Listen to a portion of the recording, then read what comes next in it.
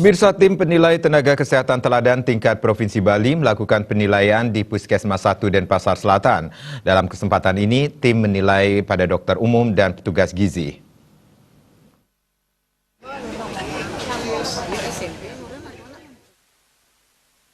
Penilaian tenaga kesehatan teladan merupakan sebuah evaluasi terhadap tenaga kesehatan yang menjalankan profesi sebagai masyarakat dan sebagai aparatur sipil negara, khusus untuk di Puskesmas 1 Denpasar Selatan yang dinilai yaitu dokter umum dan petugas gizi.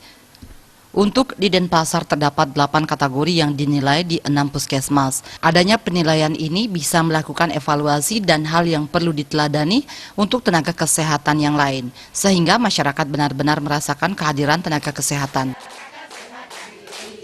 Jadi begini, untuk penilaian ini kan sebenarnya adalah evaluasi, jadi evaluasi terhadap bagaimana dia selaku profesi, terutamanya menjadi satu profesi seperti apa, kemudian sebagai anggota masyarakat dia seperti apa, kemudian juga dia sebagai ASN itu seperti apa gitu. Jadi itu dievaluasi yang pada intinya bagaimana teladan-teladan yang ada di Kota Denpasar ini yang kita majukan ini intinya pada akhirnya itu bisa melayani masyarakat dengan baik.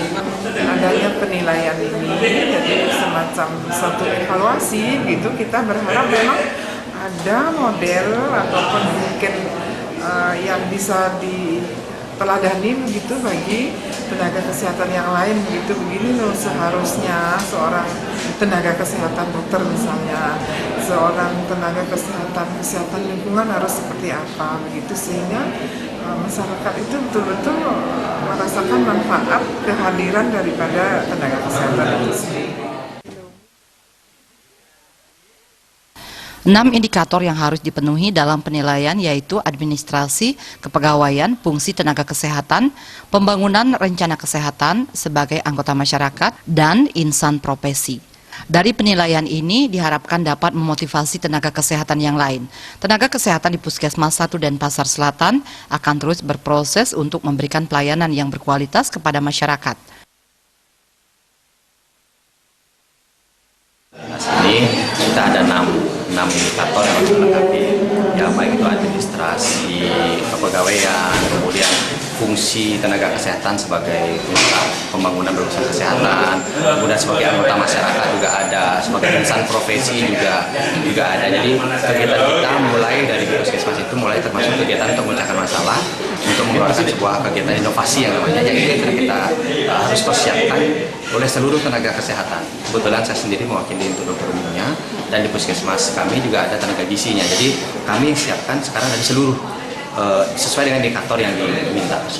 Perawat, jadi dia sudah punya tugas pokok fungsi masing-masing. Jadi dia harus bekerja sesuai dengan satu unsur perencanaannya, yang kedua unsur pelaksanaannya, yang ketiga evaluasinya.